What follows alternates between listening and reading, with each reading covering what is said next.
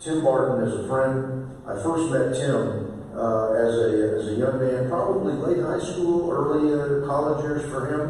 When I first met his mom and dad, David and Cheryl Barton, the founders of WallBuilders. As you know, WallBuilders is just up the road in Lido, up in Parkland County, our friends to the north. WallBuilders is an organization that emphasizes our religious, moral, constitutional heritage, the documents in our founding era, done more research and more background than any other organization as it relates to the truth about the founding of this nation. And Tim now is the president of WallBuilders. Tim, in his background, is not just being under the tutelage of his dad from a historical perspective, but he is an ordained minister. He's been a worship leader, a youth pastor, a number of things that he's done. He's in the media routinely, Ben Shapiro, Glenn Beck, TBN. You'll see he and his father doing a number of shows on the founding of our nation and its heritage and unknown stories that are not taught today in schools. Tim is a great young man. He's my friend. He's a friend of this nation. He's a friend of our founding fathers, our documents, a friend of believers, and most of all, a friend of the truth. Ladies and gentlemen, my friend and your friend and friend of Hood County, Mr. Tim Barton.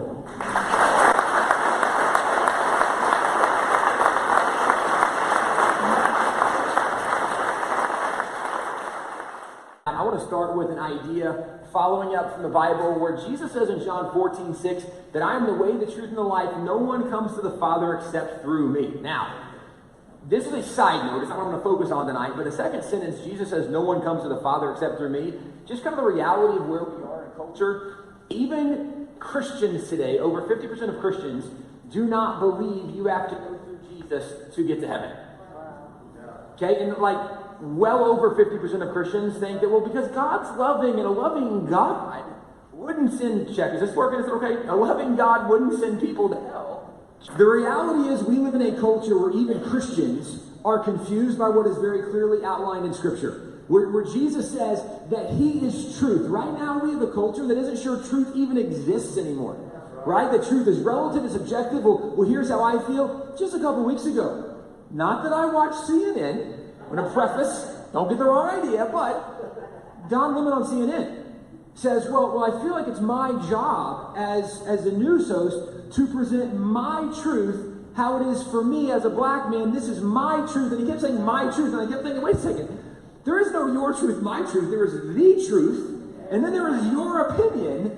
But we live in a culture that doesn't believe truth exists anymore. And why does it even matter? Jesus said in John 8:32 that we would know the truth, and the truth would set us free. You cannot be set free from a truth that you do not know, and you can't be set free from a truth that you don't think exists. See, even as a Christian, if we live in a culture where there is no truth, the gospel message means nothing.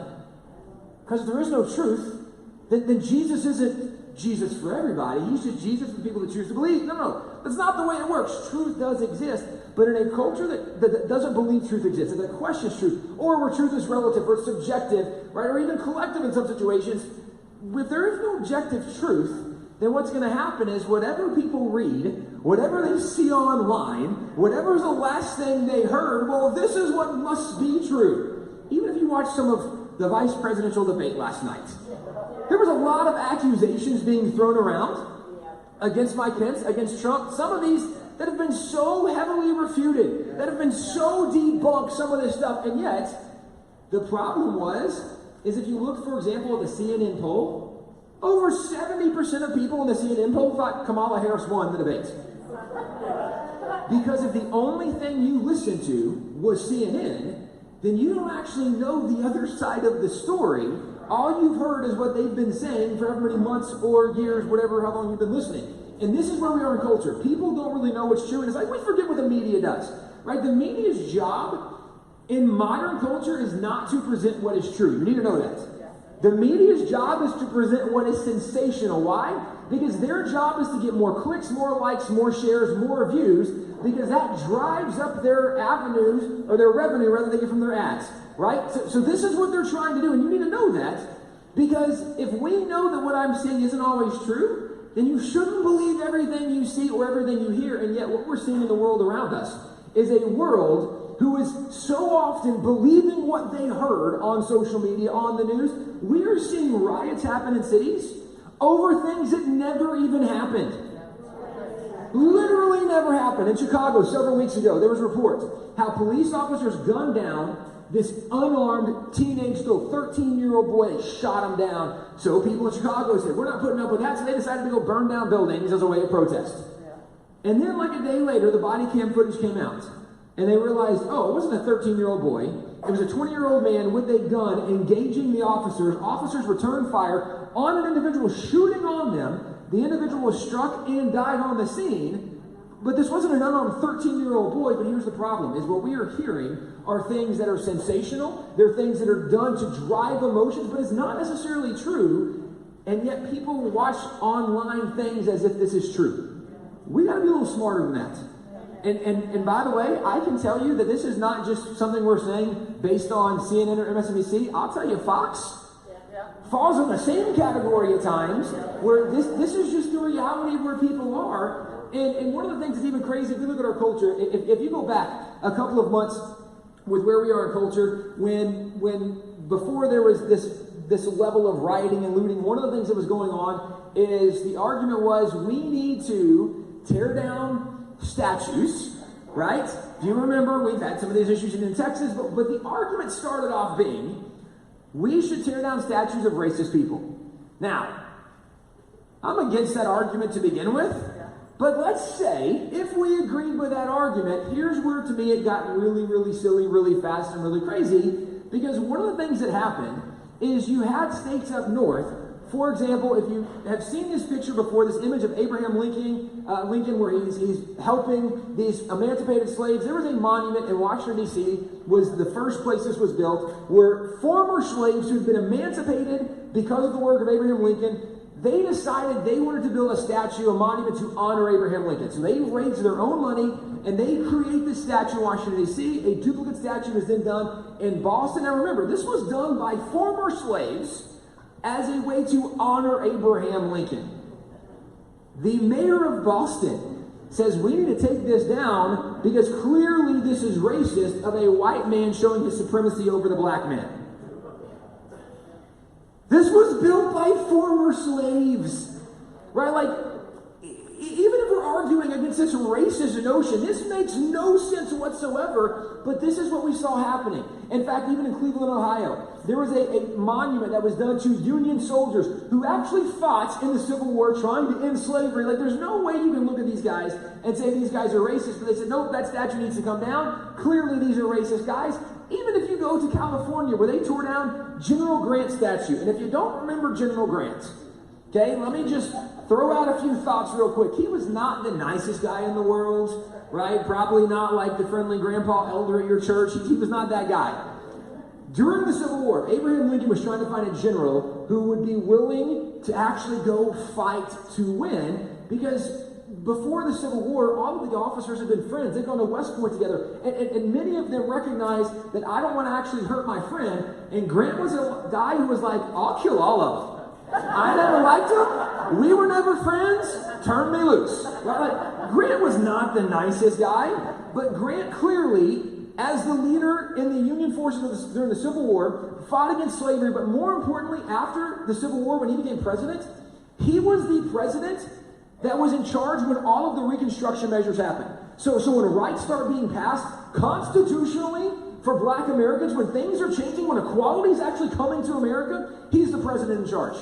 But we're saying, no, we need to tear him down because he's a white man from history. And this is when you start going, okay, right? So we're not really attacking what we think is racist anymore. What we're attacking is American history. This is part of the objective of Marxism, right? Which, if you guys have paid attention, Black Lives Matter, the organization, right? The three women who founded it said that they were Marxist, trained Marxists, what they want to do, even part of the 1619 Project. All of this was built on this notion of Marxism, and Marxism says that you have to tear down the existing standard norms, right? Whatever's the norm in society, you have to tear that down. And so it's not surprising that they're saying America's bad. It's just surprising how far they go using the stupidity of mankind.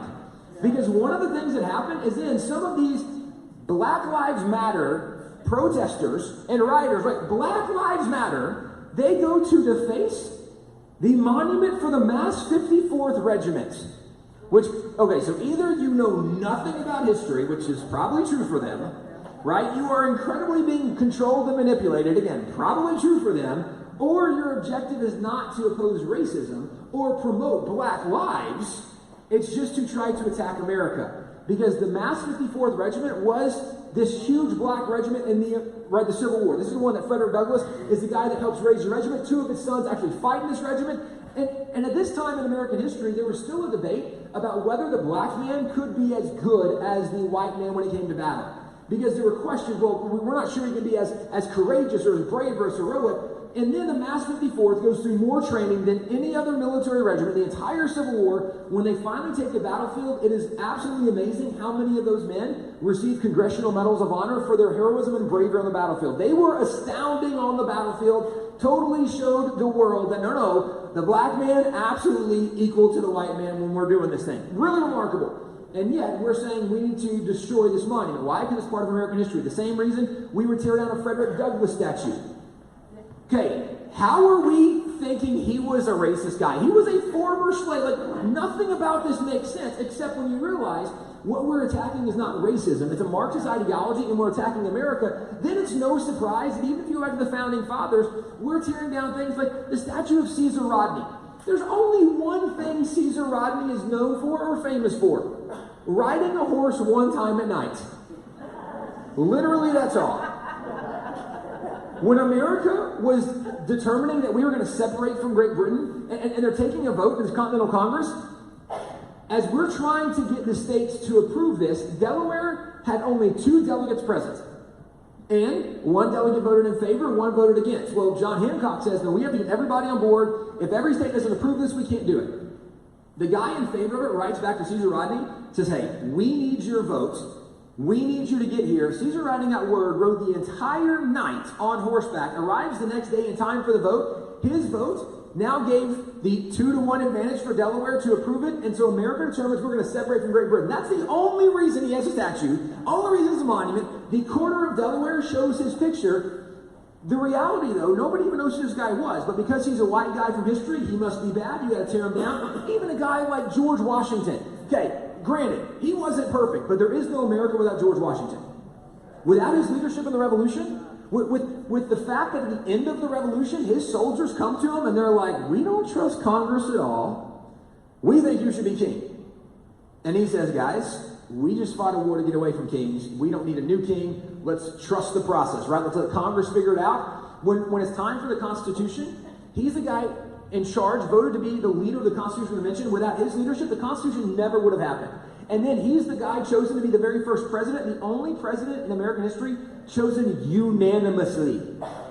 Nobody voted against him. Okay? That's not bad for the resume, right? When you're unanimously chosen president, and then after 2 terms, he steps down showing what a peaceful transfer of power looks like. In the era of monarchs, he showed this is how a Republican worked. America would not exist if it was not for George Washington, but we say no. He was a bad guy from history, tear him down. Same thing with Thomas Jefferson. Even though no governing document in the history of the world before Jefferson drafted the Declaration, no governing document espoused that all men are created equal. Because at this time, everything was based on class. It was based on nobility. It was based on station in life. And he said, no. We recognize in America, it's not about the title. It's not about being noble. It's about the fact we were created in God's image. That's how we're equal. This is a remarkable step forward for all of humanity, all of civilization, the entire world. And yet what we're saying is, no. The Founding Fathers, they were all really bad people. And here's the base accusations that are said. Right? Well, America is bad, and the Founding Fathers were evil. These are the things that are repeated time and time and time again. To debunk that very quickly, let me give you, first of all, a Bible thought, and let me show you some historical thought. But let me show you a Bible thought first. If you look at the Bible, which I always recommend, it's a good place to go for answers. If you look at the Bible, one of the heroes from the Bible is King David from the Bible. And David certainly is a hero. He was described as being a man after God's own heart. Nobody else in the Bible was described that way. So David was a special person. With that being said, one of the things we know about David is that he also was a great warrior. He killed lions, he killed bears, and we know he did that because before he kills Goliath, and Saul asks him, well, why should we trust this kid, right, to go up against this mighty warrior? David says, no, it's fine. I've already been killing lions and bears. That's a lot more significant than most people realize, because scholars estimate David was only between 14 and 17 years old when he killed Goliath. Which means he was killing lions and bears when he was 10, 11, 12, right? This is remarkable because I think, right, obviously as a proud Texan, first of all, let me just say, I used to own guns, but I sold them all. But, it's just for the government listening. But if you give me one of my rifles, you drop me in the woods and you tell me there's lions and bears around, good luck, I'm terrified. David had a stick and a rock, and he was killing lions and bears. We know he was a good warrior. He was very good at what he did. He had to be to do this at the age he did it. And not only that, the Bible also gives an indication he was a very talented musician. Right? King Saul was troubled by evil spirits. David comes in and plays the harp, and Saul finds peace. On top of the fact, David writes the majority of the book of Psalms. David really is very impressive in a lot of results, right? A lot of areas. He's an amazing warrior, an amazing worshiper, but the Bible doesn't stop there with the story of David. The Bible talks about David as a family man and actually gives you a glimpse at the humanity of David and a lot of brokenness in David's life. Because the Bible tells us about Amnon and Absalom and Adonijah. Amnon was the one who had a crush on his sister and forcibly knew his sister. And I'm saying it that way because there's young ears in the room, right? This is what he does. Absalom is the guy who finds out, and he's like, no. So Absalom goes and kills Amnon. Absalom then is going, my father has no idea what he's doing. Absalom tries to violently overthrow and take the throne from David. And if you remember how the story unfolds, Absalom's the guy who got his hair caught in the tree, and then David's men use him as javelin practice, and that's the end of Absalom, right? Then we learn about Adonijah. When we learn about Adonijah, the Bible says, Adonijah, comma, the son whom David never corrected. I want you to think about this, right? So for everybody who's been a parent, it's not, did you ever? It was how many times a day?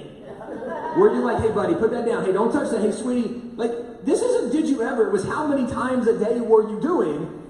If you are a parent and you never once offer guidance, instruction, correction to your child, you are a terrible parent.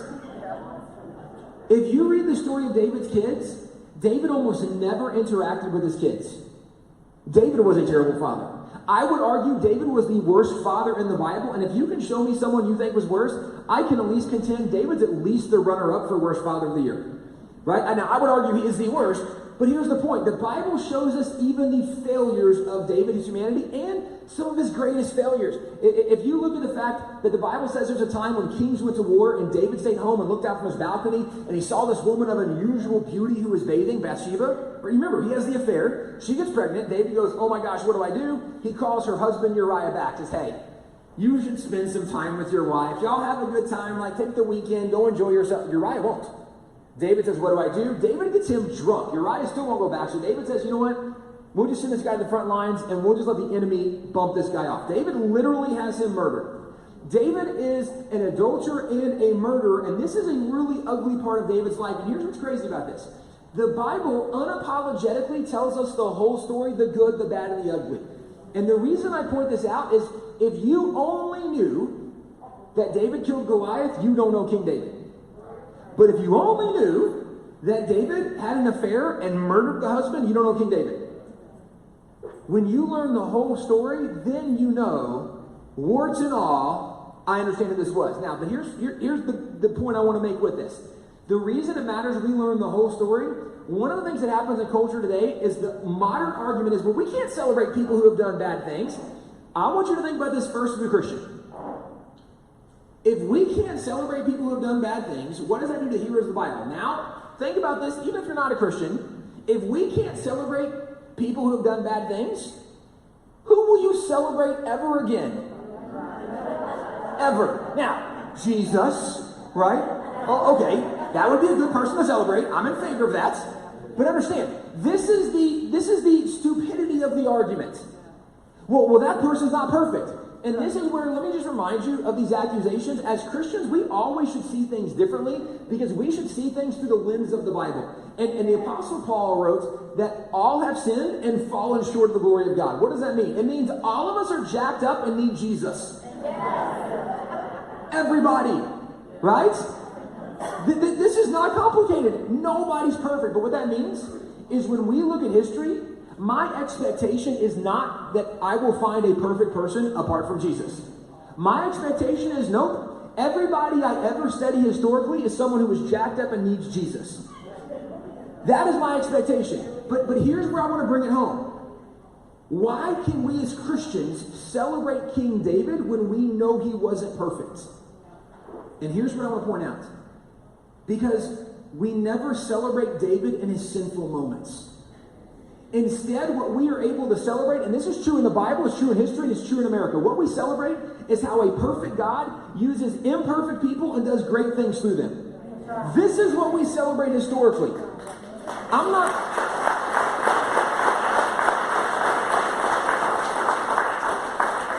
looking to go, okay, George Washington never made mistakes. No, my starting place is he made a lot of mistakes. Right? If you know the Bible, the Apostle Paul said, the things I want to do, I never do. The things I don't want to do, I keep doing. Everybody's imperfect. Everybody is the flesh. That's why Paul wrote that you have to crucify the flesh and its sinful desires and you walk in the Spirit. Everybody battles flesh, and that's why I'm never surprised by the flesh. Anytime someone says, can you believe they did that? Yes. Like, why would you be surprised? I don't understand. Like, everybody has flesh. However, where history becomes impressive, and even the reason we have heroes in the Bible, is not because we found a perfect person. Instead, we see the moments when a perfect God used that imperfect person in spite of their imperfections and did something great through them. In fact, even from a Bible thought. If you go, for example, to Hebrews chapter 11, it's known as the Faith Hall of Fame. Okay, this is where heroes of the faith are upheld. Look to them for their example. If you ever go through the list in Hebrews 11, and just consider who these people were and what they did. Noah was a drunkard. Abraham was a liar and a cheat. Moses was a murderer. Rahab was a prostitute. Samson was a womanizer. David was a murdering adulterer and a terrible father.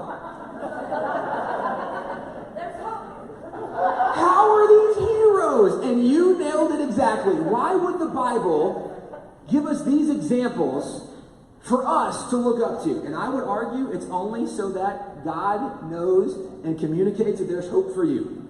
There's hope for me. Because if God could use those kind of people, okay, there's hope.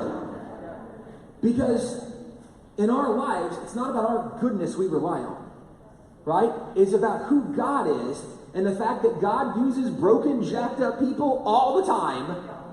And by the way, not to get Donald Trump yet, but I think he's one of the most biblical examples of a leader we've ever had.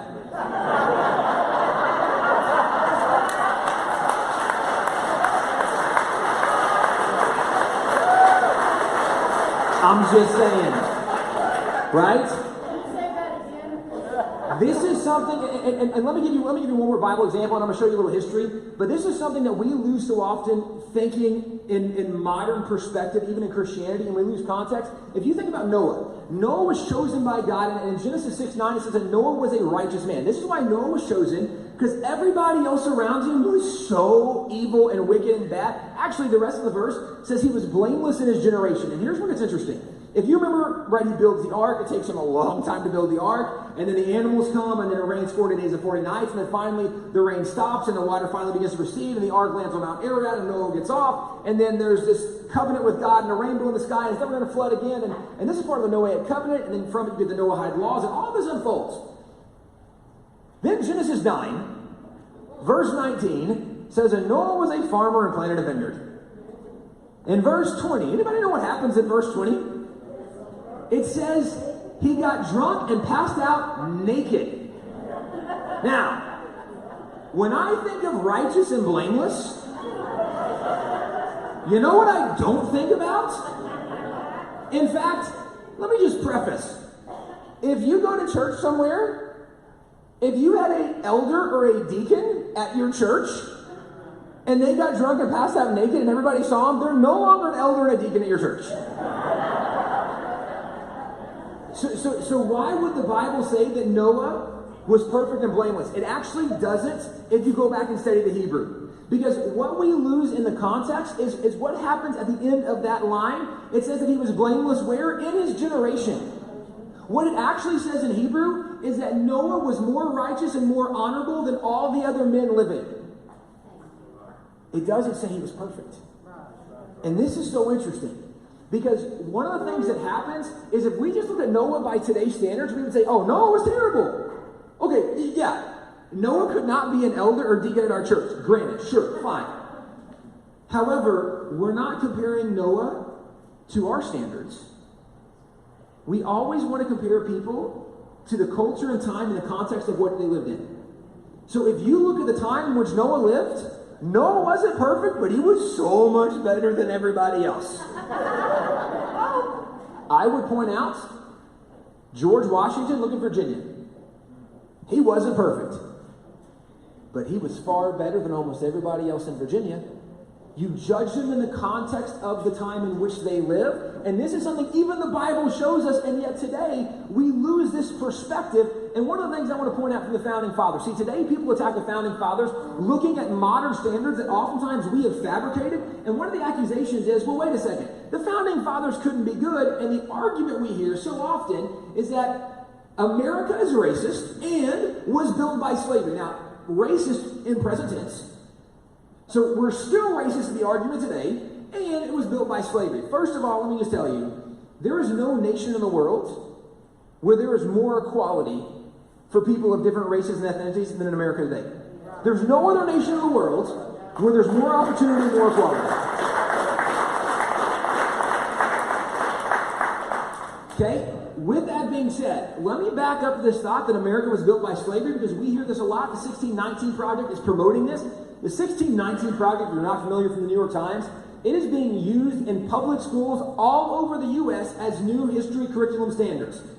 It is a problem for a lot of reasons, but mostly because it's so dishonest and inaccurate. And even the author, or at least the chief editor from this project, when she was challenged by even secular leftist historian professors who said, this is not accurate at all.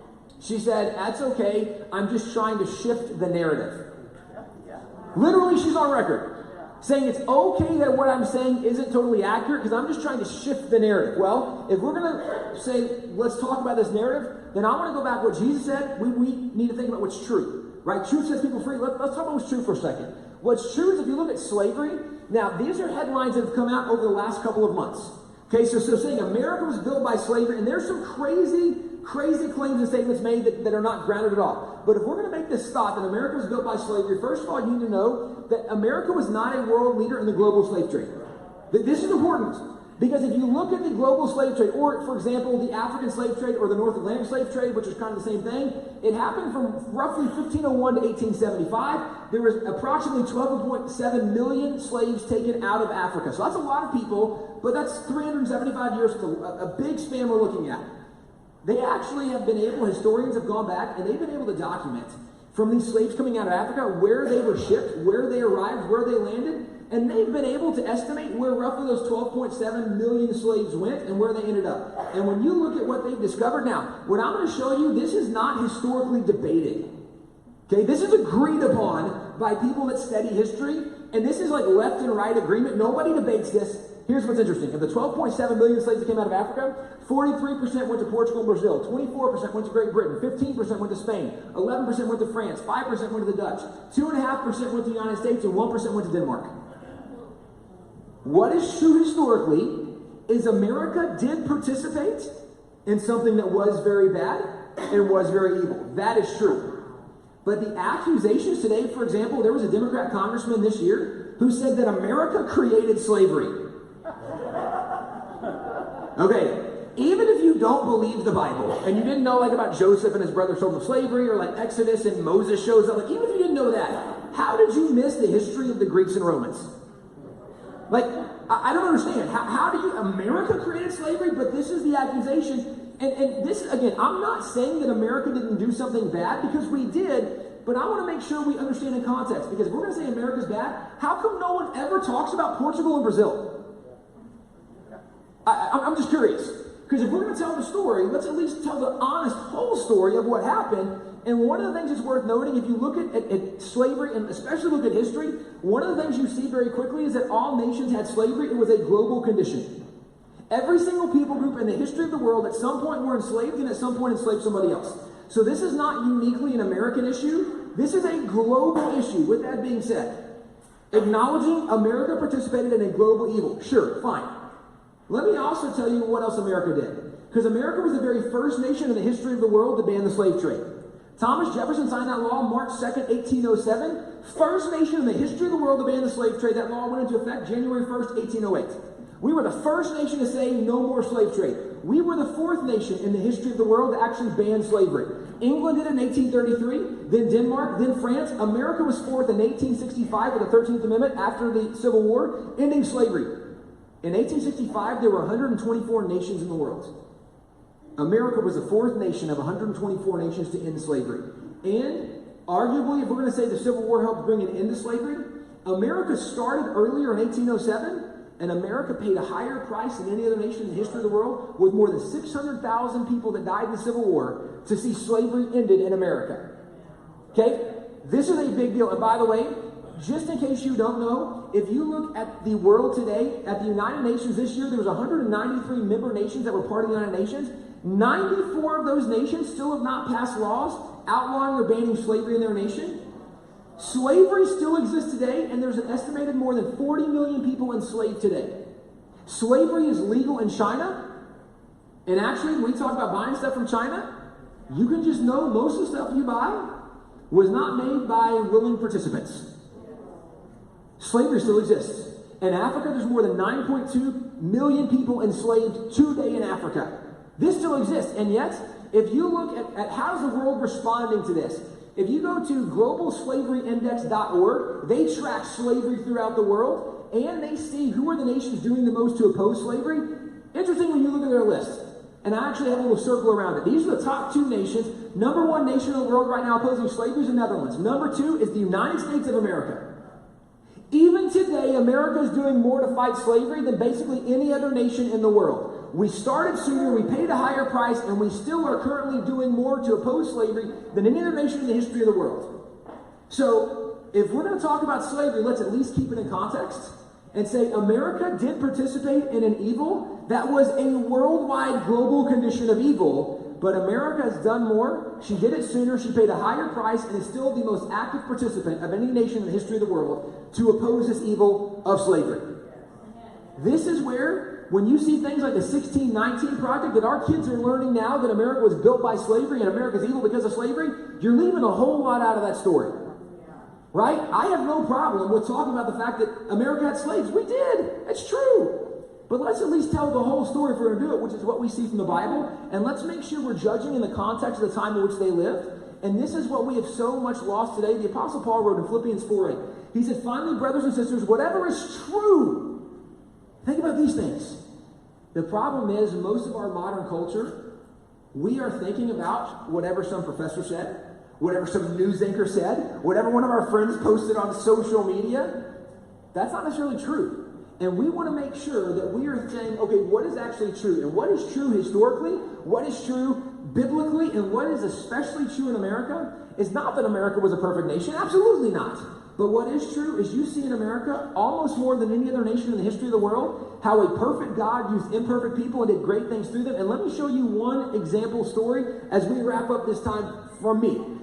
One of the people that I really appreciate and enjoy talking about is a guy named John Quincy Adams. He was the 6th president of the United States. He was the son of John Adams. He grew up during the Revolution. His father used to have the Massachusetts Minutemen practice their musket drills in front of the John Adams house. When John Quincy Adams was only 8 years old, his dad gave him a musket and told him to go train with the Minutemen.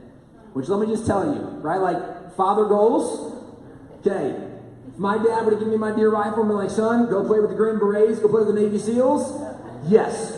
You win Father of the Year award forever. That was awesome. This was John Quincy Adams. John Quincy Adams, when he's 11 years old, he gets assigned to be the official secretary to the diplomatic staff that goes over to Paris to negotiate the end of the American Revolution. When he's 14, he is assigned to be part of the diplomatic team going before the throne of Catherine the Great in Russia. He was the interpreter as a 14-year-old because he was already fluent in 6 languages. As a 14-year-old. Then, when George Washington becomes president, under George Washington, he's chosen a diplomat. George Washington said he's the best diplomat America ever had. Then under John Adams, his father, he again is chosen to be a diplomat. Under Thomas Jefferson, he's elected to be a U.S. Senator. Then under James Madison, he's the guy, again, chosen to be a diplomat. He's the guy that negotiates the end of the War of 1812. Interestingly, he also was appointed by James Madison to be a U.S. Supreme Court justice. He was actually confirmed by the Senate. He turned it down because he said, I'm trying, number one, to end the war, and number two, the Supreme Court's not that special, I don't want to be on it. It used to be a little different in early America, right? Supreme Court's kind of grown a little bit since then in some unconstitutional ways, but I would digress going there. Under James Monroe, he was elected to be the Secretary of State. He then became the 6th President of the United States of America. After being president, he did something no other president in the history of our nation has done. He went back and he got elected to serve in Congress. And the reason he ran for Congress after being the president, he said there's a great evil in America that needs to be remedied, and it was the evil of slavery. He got to Congress and was the leader of the anti-slavery movement. In Congress, they gave him the nickname the Hellhound of Abolition, because this was the issue he clung on to. This was his big deal, the thing he cared the most about. While he was there, he fought against slavery. 17 years he was in Congress. And fighting against slavery, time after time after time, he had a reporter come to him one day and say, Mr. Adams, in the midst of your fighting, you've never really had much success. I'm just curious, how do you stay motivated to keep fighting when you've never been successful? His response was really brilliant. It was based on his life motto. He said his life motto is, duty is ours, results are God's. That's a great life motto. What he told the reporter, he said, the reason I stay motivated is because it's only up to me to do the right thing. I leave the rest in God's hands. It's a really good thought. So he keeps fighting and fighting, leading the anti-slavery movement. Well, Congress serves for 2-year terms and you have to run for re-election. His last term in Congress, there was a young freshman who was elected to Congress. And this young freshman who got elected decided that he wanted to join the anti-slavery movement. So he signs up with John Quincy Adams, and John Quincy Adams is a mentor to him during this 2-year term. John Quincy Adams has a stroke and dies that last term in Congress, and when he dies, this young freshman decides, I want to help carry the banner. So this young freshman runs for a re-election, except he got defeated. Not to be discouraged, he said, I'm going to run again. He ran again, got defeated. He then decided, since he couldn't win in Congress again, he would run for a U.S. Senator, got defeated. He then ran for state office, again got defeated.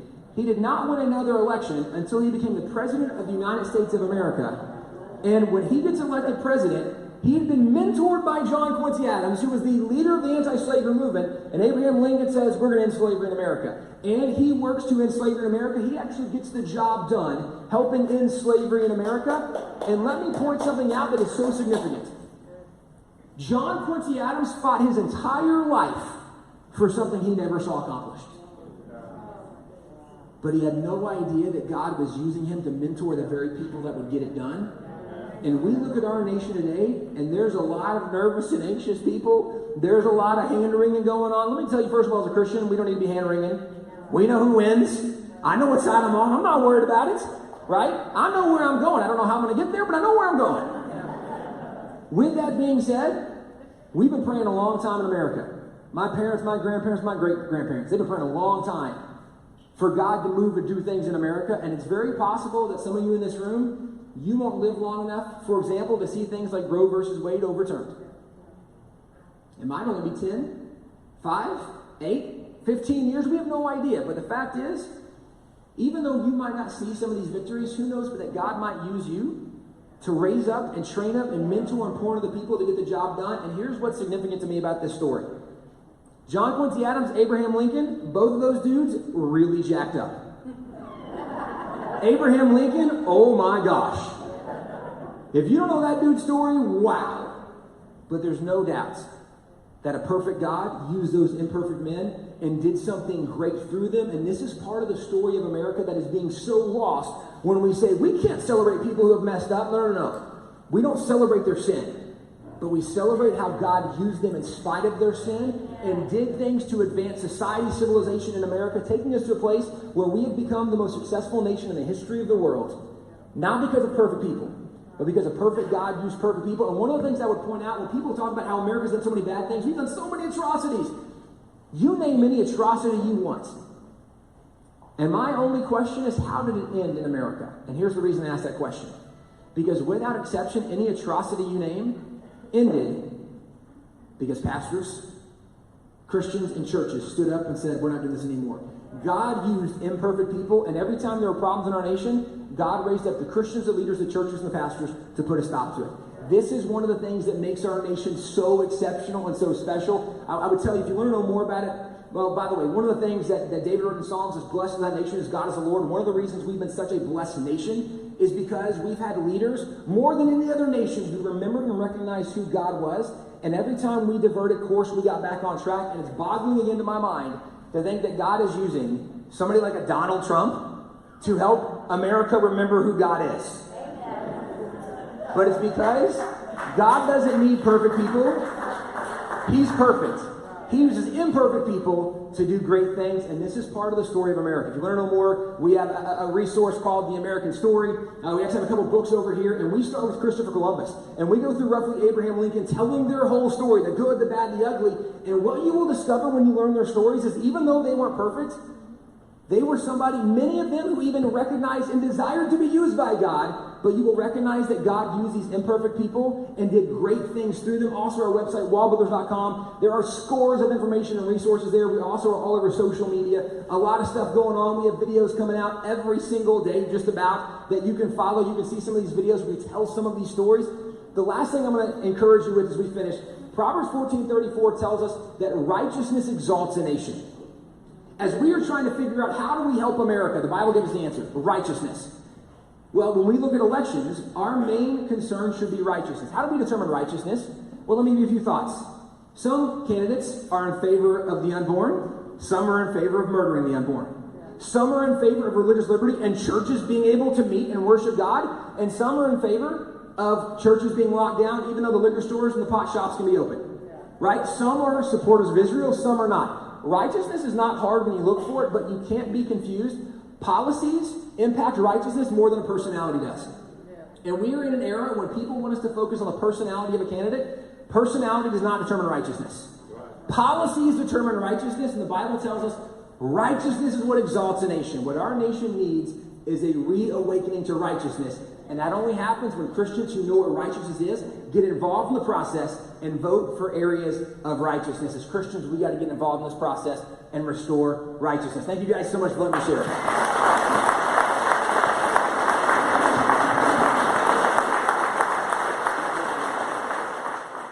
Aren't you glad that you are able to stand? Oh, let's pray. Father, we thank you